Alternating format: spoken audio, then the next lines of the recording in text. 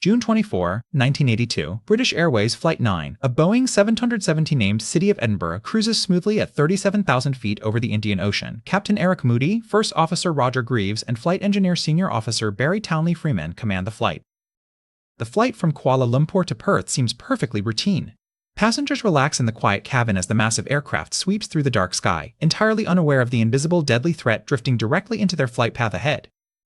Suddenly, a strange visual phenomenon appears on the cockpit windscreen. An intense, brilliant glow resembling St. Elmo's fire begins to flicker and spark violently, casting an eerie, supernatural light over the instrument panels and the puzzled flight crew. Tension mounts in the cockpit as the weather radar shows completely clear skies ahead, yet outside, a thick, sulfurous smoke begins filling the passenger cabin, triggering immediate anxiety among the crew and passengers as they search for the source. Unknown to the crew, they have flown directly into a massive plume of highly abrasive volcanic ash erupted from Mount Galunggung. The microscopic glass particles quickly begin choking the aircraft's critical systems, scrubbing the airframes and windows raw. In the cabin, the air grows increasingly acrid, passengers notice a heavy, dry dust settling over everything, and smoke begins pouring heavily from the air conditioning vents, fueling fears of an uncontrollable, catastrophic electrical fire somewhere on board. At exactly 13:42 UDO, disaster strikes the engines. Engine number 4 suffers a sudden violent surge and flames out completely. The flight engineer watches in horror as the instrument gauges drop rapidly, indicating a critical loss of thrust. Captain Moody immediately initiates emergency shutdown procedures for Engine 4, but before the crew can even stabilize the heavy aircraft, Engine number 2 suffers a violent surge, backfires loudly, and dies in the pitch-black sky. The nightmare escalates at terrifying speed. Within seconds, engines 1 and 3 flame out simultaneously. The mighty Queen of the Skies has lost all power, transforming the multi-ton airliner into a silent, unpowered glider over the open ocean. First Officer Greaves immediately contacts Jakarta Area Control, his voice tight with emergency gravity. Jakarta! Jakarta! Mayday! Mayday! Speedbird 9! We have lost all 4 engines! Repeat, we have lost all 4 engines! Jakarta Control misunderstands the message, believing only engine number 4 has failed. Greaves clarifies with desperate urgency. Jakarta Control, Speedbird 9, Mayday! We have lost all engines, all 4 engines! The controller finally grasps the catastrophe.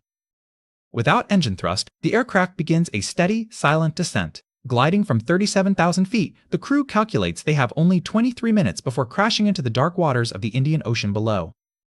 Captain Moody maintains incredible composure under extreme duress. He commands the crew to continuously attempt engine restarts while establishing a stable glide speed of 220 knots to maximize their precious time allotted.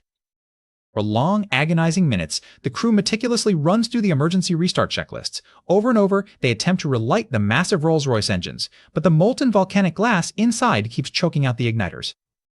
As the aircraft passes through 26,000 feet, the cabin altitude warning horn blares loudly. The loss of engine power has compromised the pressurization system, forcing oxygen masks to drop instantly throughout the passenger cabin. Faced with a dual crisis, Captain Moody makes a vital tactical decision. He points the nose down into a steeper descent, rushing to reach a lower altitude where the air is thick enough for passengers to breathe without masks. Captain Moody delivers one of the most famously understated announcements in aviation history. Ladies and gentlemen, this is your captain speaking. We have a small problem. All 4 engines have stopped. We are doing our damnedest to get them going.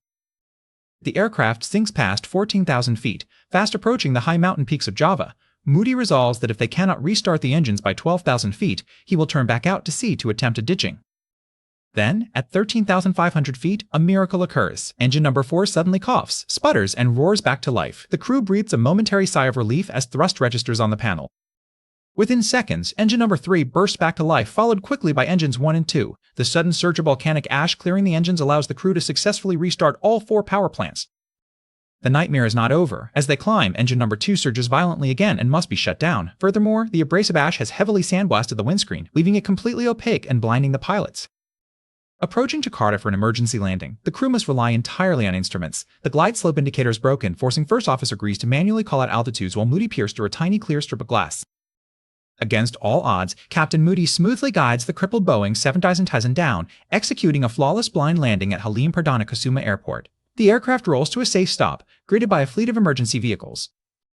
The safe landing of Flight 9 stands as a masterclass in CRIM, or crew resource management. The crew's disciplined communication, calm checklist execution, and brilliant prioritization prevented what should have been a completely unsurvivable disaster. The investigation revealed the catastrophic dangers of volcanic ash clouds to jet engines. This historic incident led directly to global tracking of volcanic plumes, revolutionized meteorological warnings, and changed international aviation safety protocols forever.